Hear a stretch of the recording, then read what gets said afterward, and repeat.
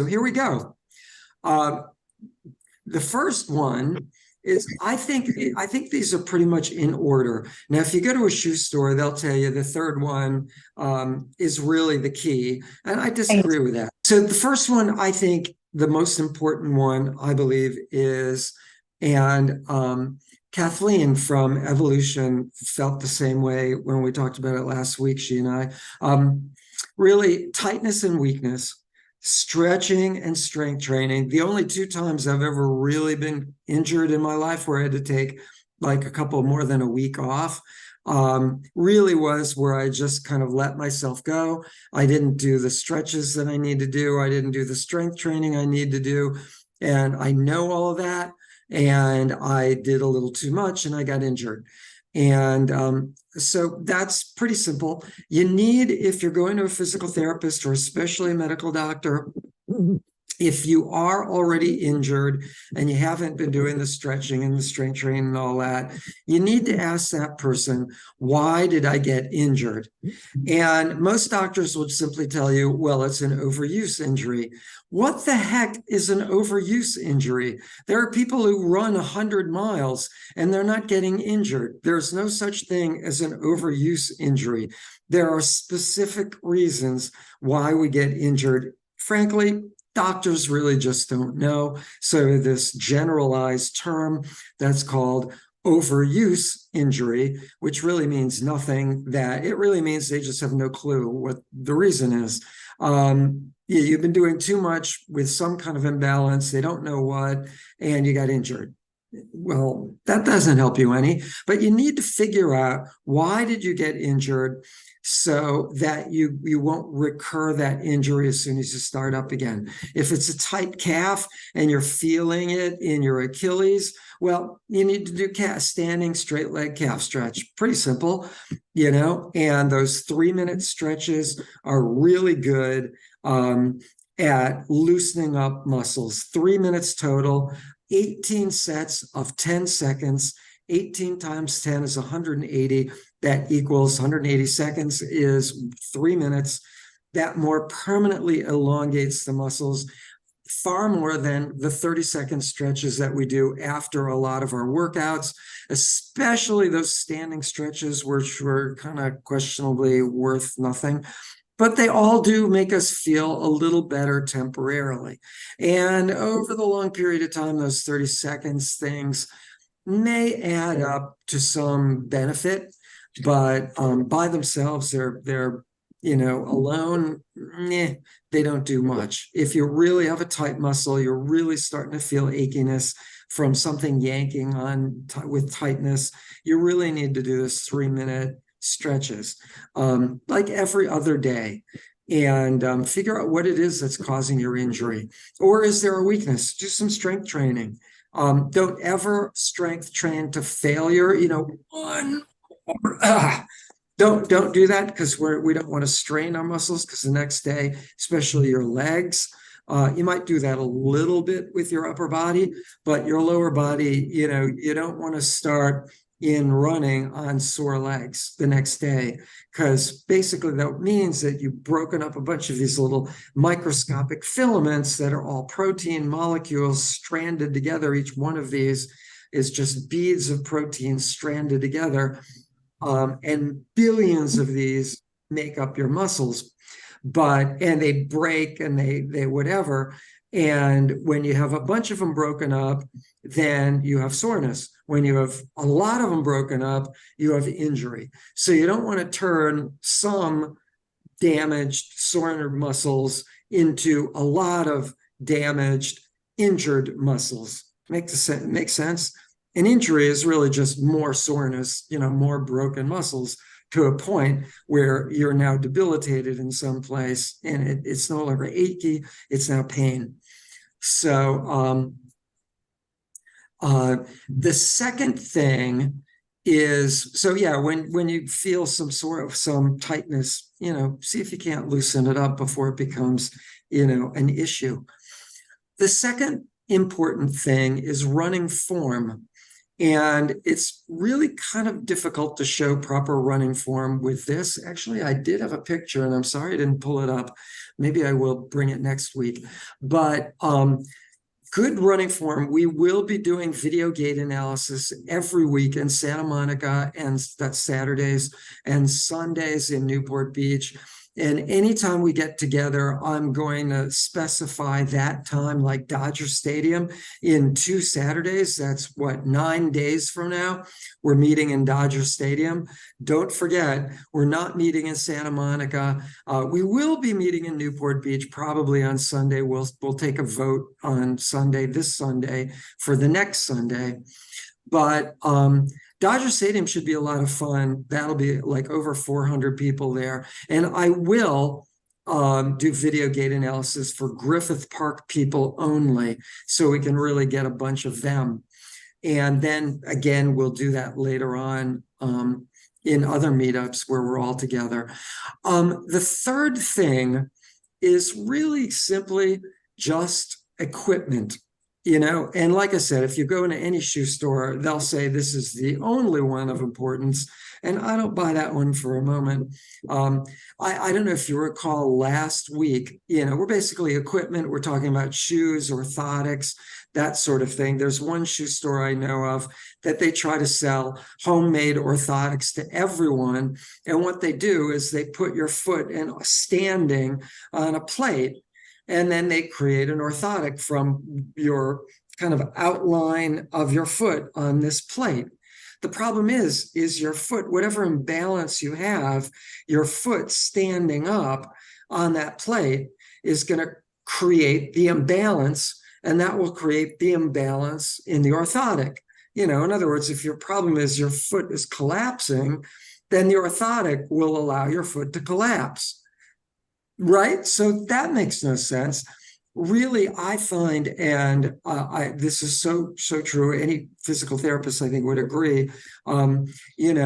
Kathleen was talking about toe yoga last week, where you put your foot on flat surface, and you raise your big toe, and then you raise your little toes, and your big toe, and your little toes, and your big toe, and your little toes, and you keep the ball of your feet on the ground, right? So you're raising your little toes and your big toe. Got it? Like that.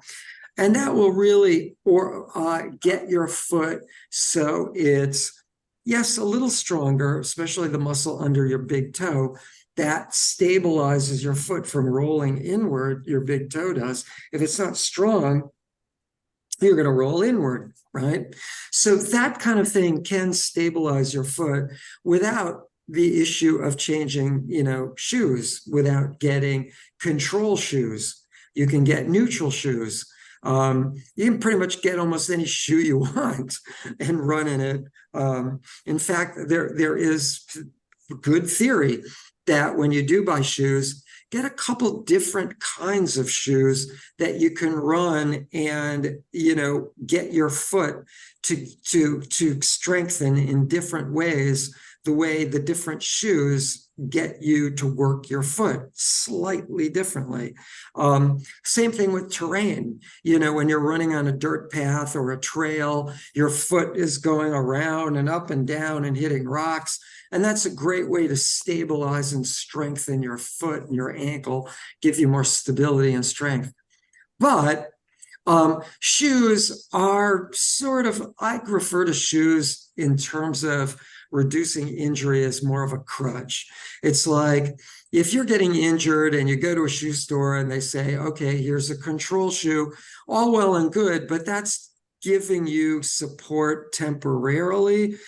That's not really going to solve the problem. It's more of a crutch. It's enabling you to keep going without getting injured, but with all those instabilities still within your foot and your ankle and all of that. So that's not really, it's helping to keep you from getting injured like a crutch, but it's not really solving the problem. The fourth thing, and I know right up above, it says 3 reasons for injuries, but I threw in a fourth one. That's schedules. And I did want to mention this. Obviously, it's not an issue for any of you because if you're on one of our schedules, your schedule is not going to get you injured. I'm not going to waste your time and show you all the algorithms that I build into my original schedules. And then they take all my workouts and put them online without any of the confusing algorithms and math and percentages. But there is no week that builds even as much as 10%. No week. And obviously, we do have all these weeks that taper. Starting Monday, we have a taper week, and that would be 40 to 50% less volume. And I have those percentages all on my version of all the different schedules. And if any of you actually want one of my versions of the schedules, as complicated as they are, I am thrilled to send it to you. Just send me an email to davidl@mccourtfoundation.org, and I'd be honored to send you one of my schedules. My wife says, "Oh no, we can't post those. They're way too complicated." And Lucy said the same thing, and others have said the same thing. So we get you get the online schedules 1 through 5. You only get the workouts in each little square Monday through Friday or Monday through Sunday. But the real schedule that I work off of has all these algorithms and percentages and totals and volume of time, volume of distance, paces, all this stuff. So if you want one, I'm honored to send it to you because I'm proud of them. But after the season is over, oftentimes when I've coached people privately, which I am not doing now, people will dive into the mentality of, "Oh, I could have done way more. That was so easy, and I had a PR." And suddenly they're doing way too much, and they get injured. It's either too much just total volume or too much speed, one or the other, or both. You never want to increase volume and speed in the same week because each one is a little more load. Right? You don't want more than like 10, 20% tops increase in load, right? And when you're increasing volume, you're increasing load. When you're increasing speed, you're increasing more load. So suddenly, even at 10% with an increase in high intensity, meaning speed, you may be doing too much energy output, which is also referred to as load. Some of your watches use that term, load. It's really, you're talking about energy output, power output. If you could calculate the amount of energy you use in 1 week via distance or speed, that would be your power output. Some watches like my Coros Pacer 2, they just came out with a 3. Both actually do power output, which is a great way and yes, they are a sponsor of the LA Marathon, but there are other watches that have power output on them. And it's a really great way to calculate even power output throughout the entire marathon. And maybe even starting with a little less power output early on, even though, and we'll get to this later in the season, the first second mile really, even like about a half a mile in, you're on a downhill toward Chinatown. So you might be using even a little less power output, which is a good thing early in any race. But be careful after our schedule, or if you're not using our schedules, don't jump too much in volume and or speed. And that may be a complete a record tonight, because I am done. And you can all cheer, even though you're on mute. I can feel you cheering. With that, we are still recording. If any of you have any questions about anything that I just said, we'll start there. Please scroll your cursor across the screen. You'll bring up your little tab at the bottom, your control tab, and you can click on the mute button, or you can click on the chat button and type it in. Let me see, do we have any chats? Oh, Joanne says, "Thank you, so helpful. I have to run, but looking forward to attending more of these." Joanne, if you're still there, thank you. Valentina, I have toe pain. Let me come back to that because that's more of an individual thing, and we will definitely talk about that. Please remind me if I don't get to it. Let's get through all the general questions first, and then we'll go back to individual ones. Let's talk about that. That's important. Any issues with achiness or especially pain, let's talk about it. And I do have some solutions. Any suggestions verbally or in chat? I have a question Sure, about name it. the lesson. If Yeah, if so I started incorporating strength training more because I think it'll help me reduce my injuries, but I get great. really sore now, or like I have like my injury from my IT band. If you can't really put in the output, like I want to go to the track tonight because that's my normal thing to do now. Um, but if I Great. can't really put in that output, if I'm just putting in like walking, is it almost as good if I don't have the energy or the strength or ability to run like tonight? Well, I mean, for one thing, walking, you're using slightly different muscles than the ones you would be running with. So if you wanted to do like a run walk, where most of what you're doing is walking, and doing that strength training to build all your muscles up is, by the way, strength training is great. That's number one on today's lecture, biggest reason for injury. But one thing I did not mention, and you bring up, is strength training builds what is called strength. So all good there. The stronger you are, the faster you're capable of. The problem is yeah, good strength training, good walking. So you got the walk part of the run walk down. You got the strength for your run. What you're missing out on is your threshold being raised by running and by speed work, right? Speed work raises your threshold where you're still utilizing, let me get this. I could use a different, you're still using, I could bring up another slide, but you're still using fat at a higher level, and fat is a more abundant reservoir for fuel. So if you could raise the level of intensity or raise where your heart rate is, and you're still using fat as a resource for fuel, meaning you can go faster, farther because you have more resource for fuel, you just raise the bar. But you're not going to raise that bar unless you're doing speed work or even at least running. Did that make sense? Did we lose you? Yes, no, I couldn't find my mute button. Yes, it does make sense. And I've been pretty good about my speed work. That's the thing Okay. I'm really good at. I haven't done it since Saturday because of the injury and Okay. I'm sore. But Right. okay. But thank you. So let's say it's an easy day, right? Like the 40 minutes easy. Mhm. And it's Yeah. not a speed work night. Can I get Mhm. by being super slow?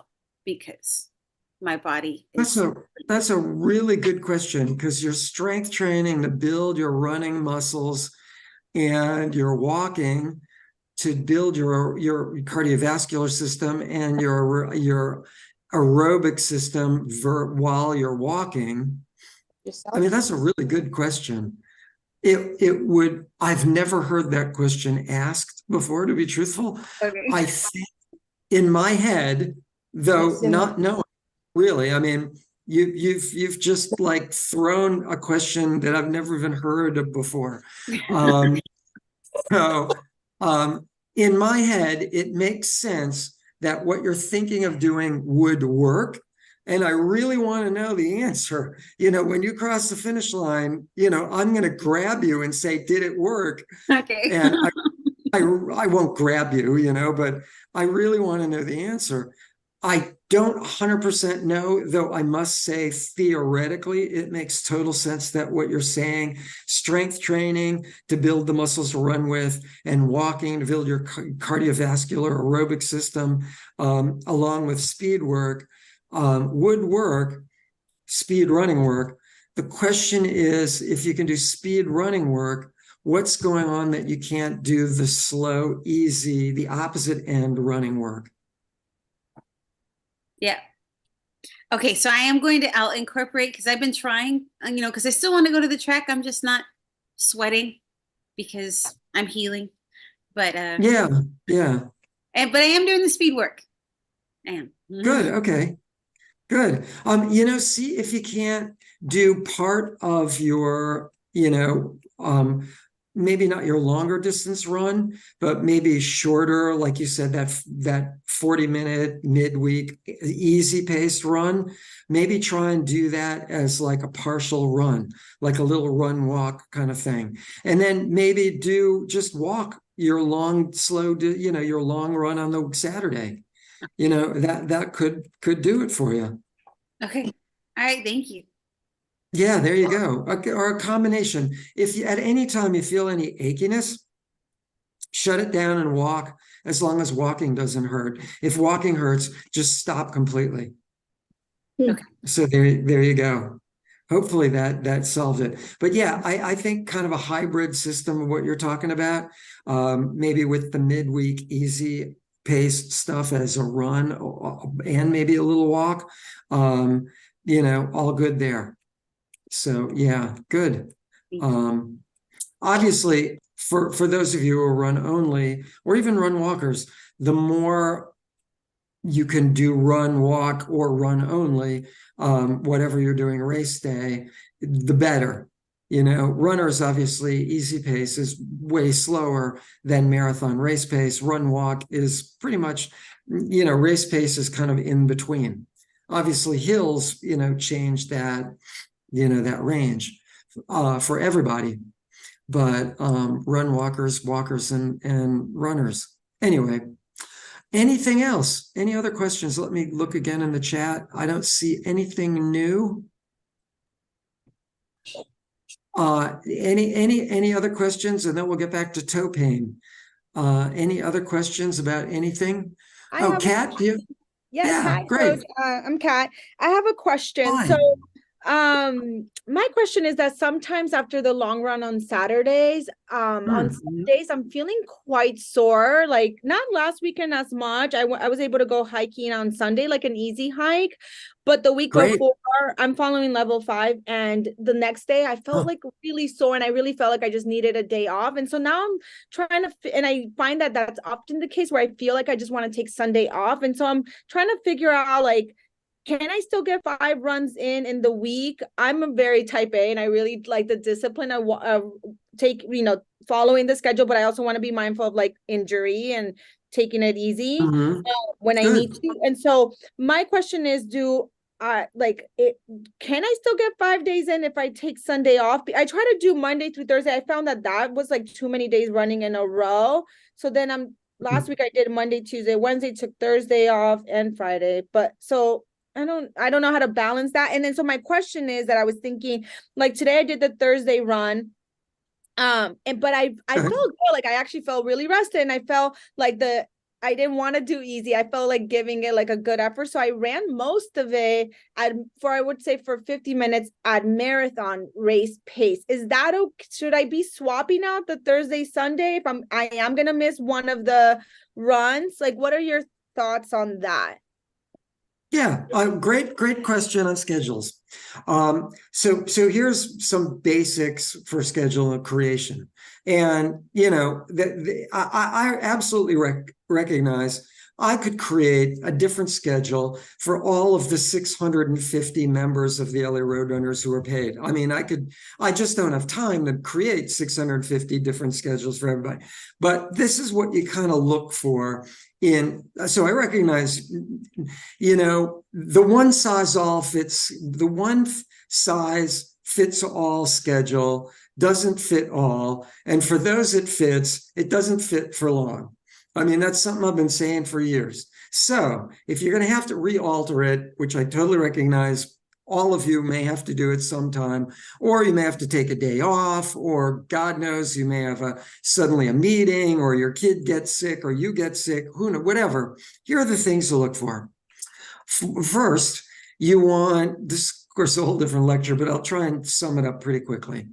You want to sandwich easy day with hard day, or hard day and easy day, day off. So hard day, easy day, or day off, hard day, easy day, or day off, hard day, easy day, or day off. I include the long runs as a hard day. I include speed workouts as a hard day. I include easy days as any day that just says easy and nothing else, or marathon race pace. And also your, a day off. It's an easy day. So you want to sandwich those one hard day, easy day, hard day, easy day, on and on and on. So could you take Sunday and swap Sunday with like Tuesday, which is a day off, and then do whatever it was supposed to be on Sunday, which Schedule 5 eventually does have, I'm not sure if you're into it yet, but does have a occasional like threshold run that I threw in there. But for now, I think I'd have to look at Schedule 5. But basically, you could very easily switch Sunday with Tuesday, right? That's pretty simple to do. Yeah, somebody's saying, do you have a version of the schedule that we can move the days around with? An editable version? Yeah, not really. But at any rate, let me get back to the question at hand. So yeah, you could easily do that. My one question for you though is, you said 2 weeks ago you were really, really sore. This past Saturday, you weren't sore. My question for you is, 2 weeks ago we had like really big hills. Last week we didn't have such big hills. This week we're not going to have that big a hill. Was it, although Griffith Park has got hills this week, I'm sorry if you're in Griffith Park. Was it the fact that it was the hills, and or did the hills make you stronger? Are you getting stronger that maybe you don't need to take Sunday off? Maybe you could keep Sunday as an easy day, so to speak.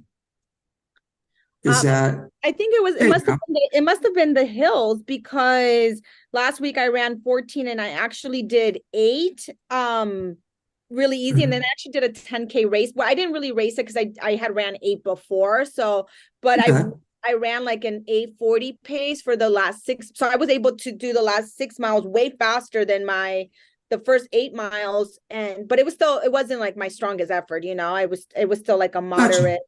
But on Sunday, I wasn't as sore. Like I didn't do the schedule. I didn't follow it, but I did go on a hike that, had some incline. It was pretty 3 miles. Like it wasn't anything, I didn't feel like it was a strong effort. But yeah, it must have been the hills, because I ran with group 4 on the 13 miles, and it was hills. And so I think it must have been that. But I also do think, I think my fitness is also getting better, thankfully.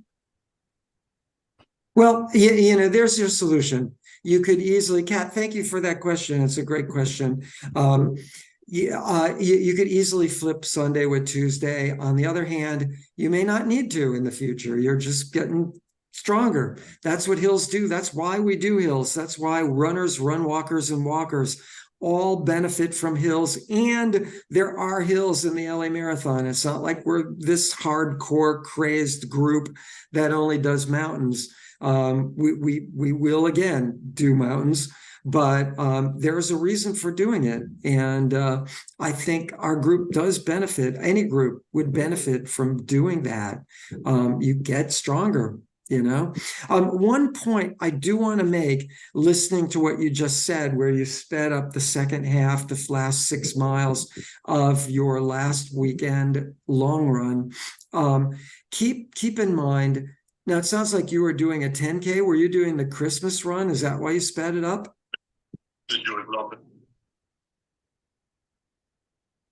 Yes, I did the Christmas run. Oh, well, no wonder you sped it up, and with good reason. But I didn't give it my all. Like I have ran faster, so I still like slowed it down. You know what I mean? For a race, like I didn't race it. I wasn't trying to do a PR like I've done with other races. I still was like trying to be mindful that the goal was still to get the 14 miles in, and on the schedule it does say technically easy, so I was still trying to do a little bit of both.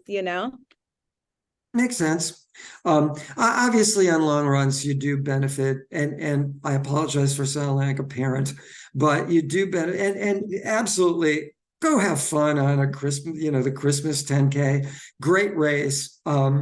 I tied my PR on that race course because it used to be, I think it still is, pretty flat, and great fun run. Enjoy it. You don't have to be perfect with all of this stuff, but just to make a point, you do want your longer runs, especially, to generally be easy, to be comfortable, because that's where you really develop greater ability to utilize fat. And of course, fat is your greater reservoir, your bigger, larger reservoir for fuel, as a resource for fuel. So I had to say that just to kind of pound that in everybody listening. But Kat, good job. You did a fun race. I love that race. And it actually starts right below where I live. Except I wasn't there. I was, with the Roadrunners 3 miles down the street. But otherwise, I could look down and see you guys starting. No, I saw you guys when Anyway. I saw you guys when I did my 8 miles. I saw you setting up the water station because I ran all the way, I don't know how far away, like Pacific Palisades or something. So I ran by you. Wow. I saw you guys. Great. Yeah, all good. So anyway, Sunday for Thursday. You were asking, wouldn't I swap Sunday for Thursday? Yes, you could swap Sunday for Thursday, though I think on your schedule, Thursday is an easy day. Yeah, an so it's easy one run. Yeah, it's supposed today, like it was 70 minutes, but like I felt like I did more like the Tuesday, like the Sunday run. Like I started off like kind of easy, and then I felt stronger, so I ran more like marathon race pace. But so is that okay to swap those? I mean, next week, I don't know. Yeah, every week is a little bit different.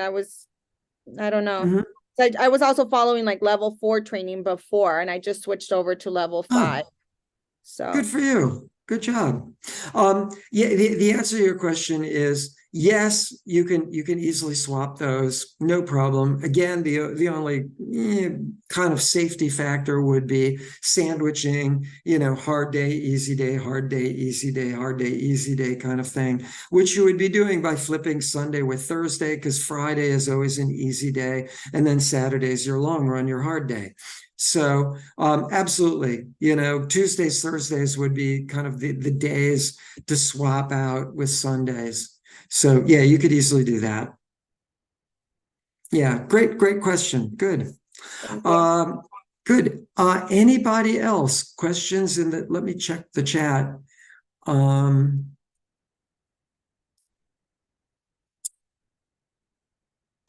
Where is the schedule located? Oh, I just sent somebody a link to the schedules like 2 days ago, and I get this email back yesterday saying it took me to the homepage and it didn't take me to a schedule. And I look, and the whole web page, all of the web pages for the LA Marathon and all the subsequent pages that have Roadrunners and schedule and all that, they've all completely changed. So the answer to your question would be go to the LA. I don't have the link in front of me, and it's changed as of like 2 days ago. I was shocked at the whole web page. Go to the LA Marathon web page. You'll see what I'm talking about. It's all different. Unless it just changed it for 1 day or I'm going nuts. Go to the LA Marathon web page. Click on training. There's kind of a little menu on the side, and you'll see training, and you can go to LA Roadrunners, and then go to the bottom of the LA Roadrunner schedule. And at the very bottom of the new LA Roadrunner schedule, the LA Roadrunner page, you'll see the very bottom, it says schedules 1, 2, 3, 4, 5. You can click on, I think it's like download or whatever it is. You click on the schedule you want, you click on download, is what it looks like you do. I didn't try it. And blammo, you have the thing should pop up in your face. So on your screen. And that's where it is. So lamarathon.com and click on training, and then click on LA Roadrunners. Go to the very bottom, and you'll see schedules 1 through 5.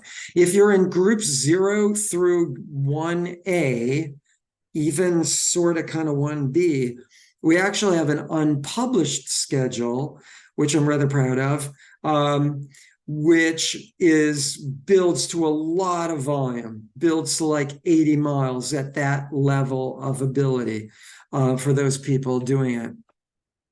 So I don't recommend it, but if you're in level a group 0 or 1A, we have a different schedule for you guys, not online.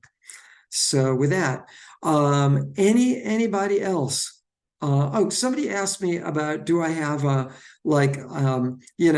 originally, I should tell you, the original schedule is on an Excel spreadsheet, but I really don't like to send that out. I'd be glad to send you a PDF of it, so you can't totally screw it up. Although you can, if you have an editable PDF version, PDF, it's Adobe Pro. If you have Adobe Pro, you can write things in on a PDF, and that you could do. That would be very easy to do. But yeah, I don't send out my Excel spreadsheet because it'll get all screwed up and sent around. And anyway, I just don't do it. But I'd be glad to send you the original PDF. Of course, you could probably do that on what you download, and it might even be easier there if you have that Adobe Pro version. But anyway, we have a new message, 2 new messages. Let's see. Christina says, blammo, thank you, with a smile, thank you. And I think that's it. There we go. Good. Any other questions before we get back to our toe issue? Oh, Roberta, sure. Go ahead. Question. Oh, Yeah. okay, you can go Roberta, ahead. go I talk later. Okay. So what I was asking, I apologize if you already said it. I watched the recording if you already said about it because I logging a little bit late. I had an injury that stopped me completely since Saturday. So I did the long run on Saturday, and then I didn't do anything. I did a little elliptic, a little bicycle, but I can't even walk right now. Kathleen watched, how awful. yeah. Well, we don't know if it's a stress fracture or not. We're checking into that. But because it hurts when I walk and it's swollen. So but before we get to answer that, and I really want to answer that, let me get to anybody else that has a general question, and then I promise you I will not answer your problem with just eat more Cheez-Its. I will not do that. But I was not talking about how to fix it. I was wondering, when I fix it, how long is going to take me to do I have to increase 10% from where I stop on the training, or can I just go back and normal well, that's training? a good general question. That's a good general question. It depends how many weeks you have off. So, for instance, if you miss an entire week of training, right? And by the way, I will recommend something so you won't lose any ability whatsoever. But if you just take off an entire week of training in a real general ballpark, say you will lose about 10%, something like that. You'll lose off your endurance, really more off your speed than anything, just general 10%, but more off your speed. You'll come back, you'll be slower. It takes a longer time to really lose endurance, the ability to go farther. But you do lose speed, you lose power, your muscles begin to atrophy, begin to get a little weaker. So you don't have the same power you used to, but you maintain those capillary veins and arteries and mitochondria and all that gives you the ability to go farther. All right. So figure like 10%. So you miss 2 weeks of doing nothing because you can't run because you're injured. Figure that's 10% off of 10%. So that's really, you've just lost like 19%. Does that make sense? 3 weeks, you lose another 10% off the 19%. So that's now 27 point something percent. Got the picture? right? So it's not, 10, 20, 30, 40, it's 10% of 10%. So, because you're reducing the general ability.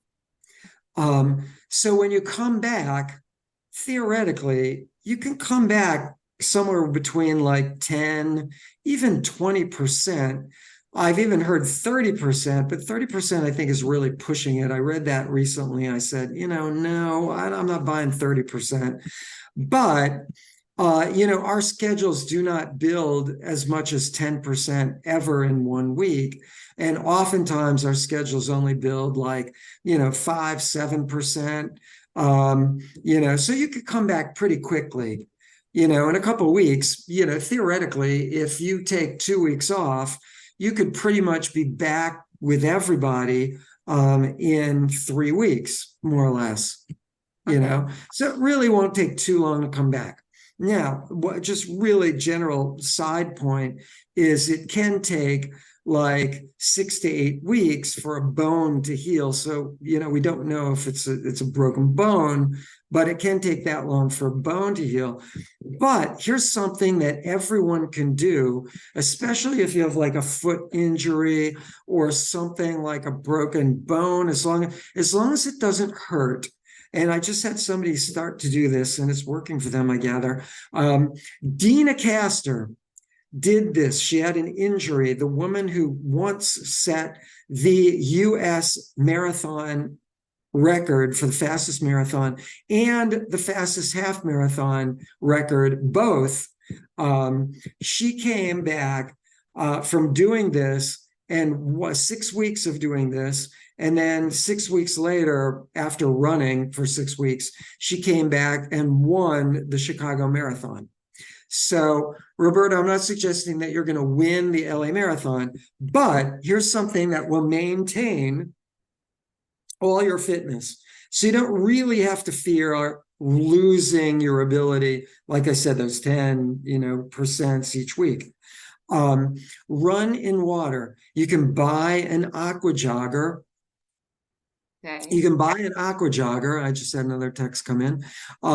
You can buy an aqua jogger, and they're like 3-inch thick foam rubber that go around your back, all the way around your waist. This is a vest, right? Or you could get a belt, aqua jogger belt.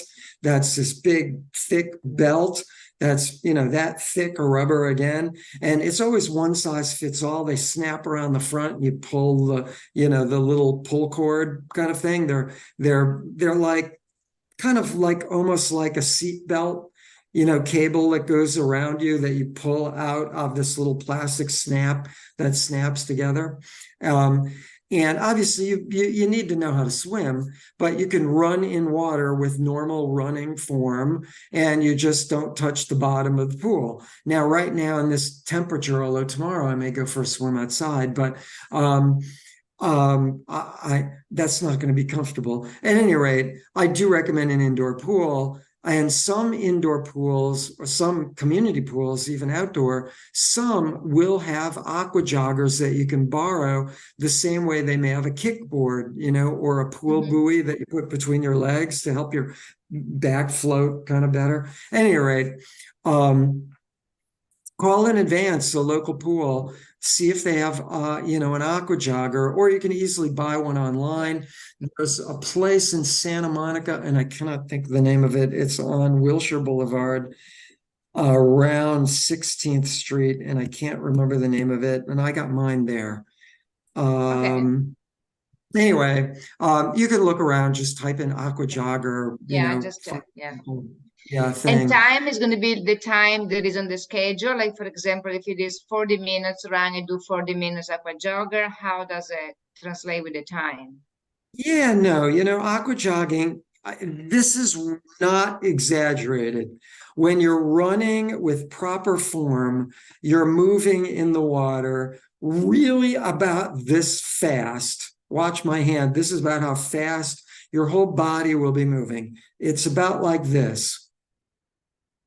So this is not the most exciting thing you will ever do in your life. You know what I'm saying? And if you get out to like, 16-mile run or something like that, and you're going to be out there for, 2 hours and 45 minutes or 3 hours or whatever, you may go stark raving mad, running in water, because, you're not exactly going to be able to take your cell phone in the water unless you have one of those really, really good waterproof cell phone thingies. But regardless,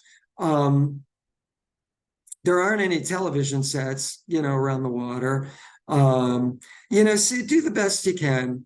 That's my thinking. Certainly midweek, yes, you can do what's on the schedule. You can do in water. You can even it's really tough to get your heart rate really up there. You can't really do threshold work in the water. Certainly you can't do repetition or interval pace work in the water, because the water does give you resistance, which is the point of it. You're still using the same muscles in the water that you would to run with, but 0 pounding, because your feet never touch the ground. You're just in water floating, right? Going around. But oh, that was my dog making a noise. But yeah, you would normally do what's on the schedule, and you can work your arms really harder to get your heart rate up a little higher, where it's very difficult to get your feet to move quicker because of all the water resistance. Water is a fairly dense but liquid substance. If you ever jumped off a 20-foot diving board, you'd see how dense water really is. It's just smack, but good. Yeah, you may, if it hurts to run in water, then don't do that. Then there's something going on that you don't want to run in water, so Okay. don't risk that. But see, maybe you'll get lucky and it maybe not a break, or my step granddaughter, who was amazing, but she broke her arm, her solid break. I mean, she's very thin. This is when she was 5 years old, almost 6. And she broke her whole arm right there. Clean break all the way through. And 2 weeks later, her cast was off. And like 3 weeks later, she was getting back to normal. But she was 6 years old. She's a growing kid. They have enormous hormones and to grow. And, we adults don't grow that quickly. But if you're a kid, no big deal. Everyone signed her cast, and then a week later it was gone. It was ridiculous. It's like, sheesh. Anyway, Okay, and thank you. something that someone I know that will tell you, Cheez-Its do cure everything. I asked you. Thank you. There you go. I'm sure he will tell you that, even though he may not be there right now. No, he's in Texas right now. He come home tomorrow. Right in time for the Oh, long good. run. He was rubbing Good, her. I good. ran 90 miles this week. Like, shut up. I didn't run anything. Shut up. Thank you. Well, good. Okay. I have a couple more questions, I think. Here we go. Okechi, hi, from Newport Beach. Hi, how important is it that I run slow on easy days like today? I tried to stay in zone 2 most of the time today and was successful, but it was quite hard to not go over, it's covered up by something on my screen. Whoops, here.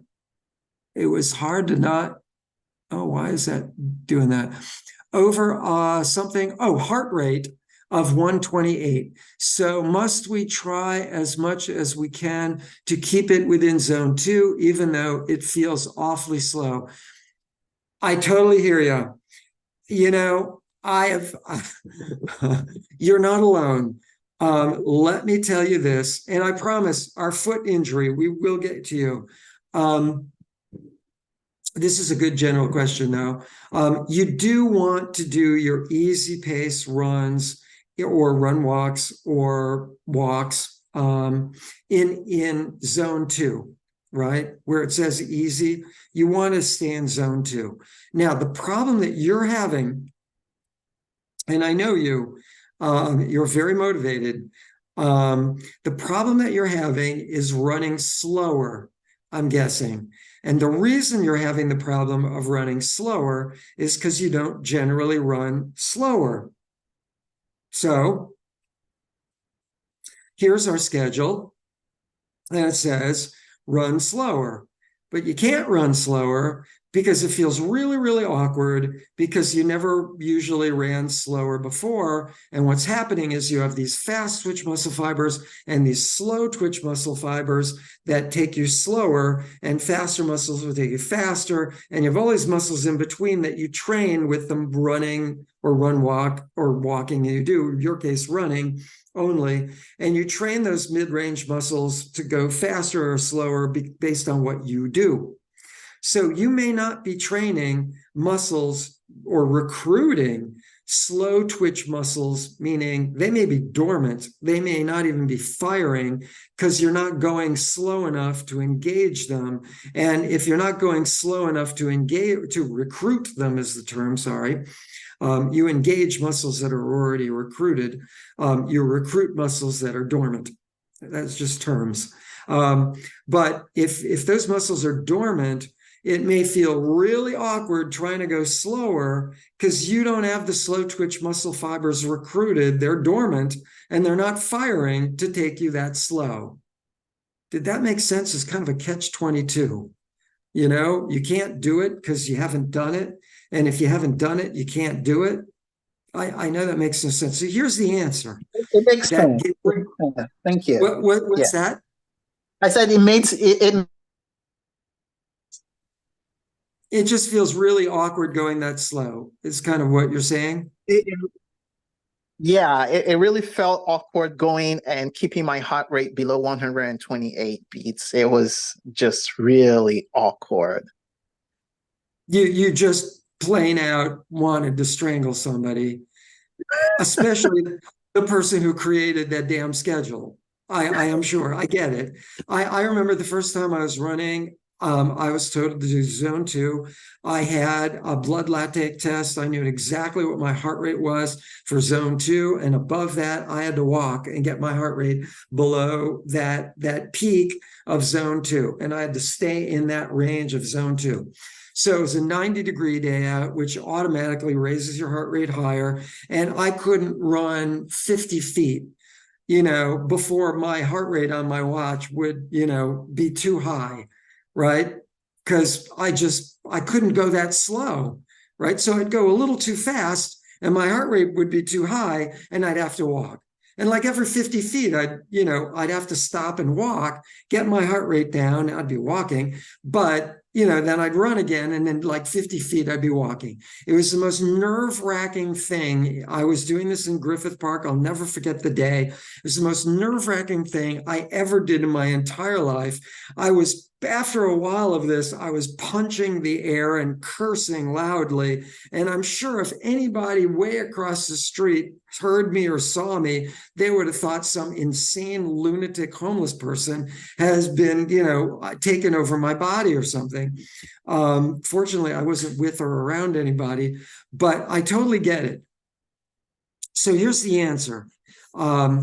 Is start by walking for a few steps, just a few steps, 5, 10 steps. That's all you need. And then start slowly jogging and speeding up and speeding up and speeding up and speeding up until you're at as slow a pace as you can keep. And then maintain that for a little while, even though it may be a little too fast, and then stop after a few minutes and walk. And get your heart rate down again. And then, just 5, 10 steps, like I said, and then slowly just start jogging and from walking and from jogging a little faster, and do this a gazillion times. After about 3 weeks of this, You know, you can write my name with curse signs, you know, on the walls somewhere. Feel free. I'm good.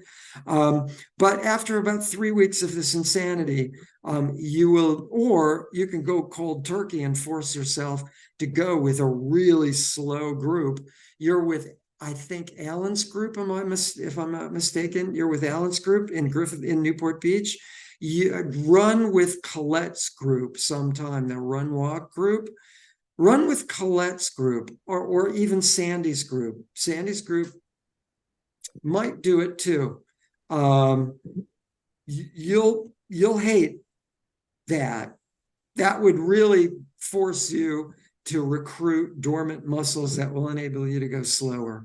And then your training will change. Then you'll start really building more and more and more endurance. You'll be able to go slower and build endurance so you won't burn out toward the end of your race. You'll be more efficient in what we call, just general terms, endurance. You know, more capillary veins and arteries and mitochondria and oxidative enzymes and all those other things that go with just any general training. But those 3 specific things, I don't expect you to even remember any of them. I just spit them out. So yeah, zone 2. The other question that I have for you is, how did you define or figure out what zone 2 was for you, the individual? So I did that over a couple of runs. So over a couple of runs in the past, I went back and saw how high my heart rate would go. And the most that it's ever went was about 186. So I used that as my max. Good grief. Oh yeah, that could be possible, 186. And then from 186, I'd have to also question, you may want to take a look at your watch. You know, watches have glitches in them where suddenly you get like a spike for no reason. If 186 was a spike for no reason for a short period, you know, take a look at that. Look at the graph of your heart rate. Was it an anomaly that just kind of happened, or was it really within the range that you were kind of slowly getting up to, or where you were at for a while? Because that can happen with these watches. They're not perfect, especially the wrist reader watches. The newer wrist reader watches are better. I actually, for this one, the level 2 watch that I got, the level 3, I'm told, is better heart rate on the watch. But I wear a chest strap with this watch, the older version. So yeah, make sure that, you know, that graph of heart rate is not, you know, just suddenly you got a spike at 186 and it's an anomaly that you're basing your math off of. But yeah, or, you know, you could take it was over. So it was a couple of rounds that I looked at, and it was where my heart was for, you know, for a little bit of the races. So I think it's about accurate, but I'm not too again, it could change if I were to do it in a lab. You know, if you did it a couple of times, you're probably in the right ballpark, you know? I mean, could be a little higher. Yeah, if you have the same result a couple different times, yeah, you're probably doing good. Okay. All right. Another calculation we can all look at is after about 20 minutes, you know, if you're really running, well, it wouldn't really work for you because you can't run easy. But for those people who can run slower, after about 20 minutes, take a look at your average heart rate. And that's kind of the ballpark of where your easy pace is. If it's feeling easy and you're talking fluidly without any pauses, you're not talking like this, like with little mini pauses like that. You're probably easy pace, you're doing well. That's about your heart rate, you know, for easy pace. But good. Hopefully we got that one. But yeah, good. I do warn people, I'm about to do a lecture on this one, just a separate lecture from these weekly things, just a short one. There is an algorithm that I keep hearing people telling me and don't use this. 220 minus your age, I think that's what it is. It's so wrong. I don't even remember the number, but I think it's 220 minus your age. Although there's another one, a different number, I think. Maybe some people use 240 minus your age. I don't know. Anyways, don't do that. It doesn't make any sense. And I'll have a whole lecture on why, but don't use that algorithm. Is that the one for the metabolic heart rate? Because I've seen a source for that about, you know, what heart rate you want to be at in order to lose weight kind of thing. Is that formula? Well, that would make sense. You know, would be your aerobic level. Your aerobic level would be more like zone 2, bottom of zone 3, where you're burning more fat as a resource, using more fat as a resource for fuel. So yeah, that would pretty much be it. Yeah, don't do that. It makes sense. It would mean that everyone at that age would all have identical heart rates regardless of training. It would mean that all people would have the same size heart. I'm not going to get into it in length, but yeah, it makes no sense on numerous levels. And I'm going to do a lecture on it on my own and just post it on YouTube and Facebook, hopefully this coming week, because I keep hearing people, oh yeah, 220 minus my age is this. And I'm doing that. That's zone 2. All right, never mind. If you're lucky, it's zone 2. But anyway, can you do speed training in water? Okay, never mind. We answered your question. Okay, Valentina, sorry, I have to go. Can I email you? Valentina, absolutely. I'm so sorry we didn't get to you. Absolutely, email me. And when you see me, I'm glad to talk to you as well. And we'll deal with that one later. Kat, thanks so much, Coach. You are welcome. Christina, oh, you're laughing. I've been doing 2-minute run and 30-second walk to keep my heart rate low on long, easy days. Oh, good. Excellent. You're already doing what we suggested, kind of. Perfect. Brenda, how do we figure out our zone 2? Oh, well, I may have already answered your question. Okechi just said, thanks so much. And yeah, you could go for about 20 minutes. And then after that, see where your easy heart rate, 20 minutes at easy pace, just to get going, and then see where your heart rate is, maintaining that low, easy, comfortable conversational pace, where you're talking like I am now, rather than you're talking like I am now, and you could pretty easily find zone 2. There are other ways to do it as well, but or do what Okechi did and just run your heart out. And after quite a while, see where your HR max is, and then take like 60% off your HR max. So if you're hitting 200, then your easy pace would be like 120 or something. What would be 60% of 200, something like that? I don't know, 130. I don't know, something like that. Anyway, yeah, any one of those things would work.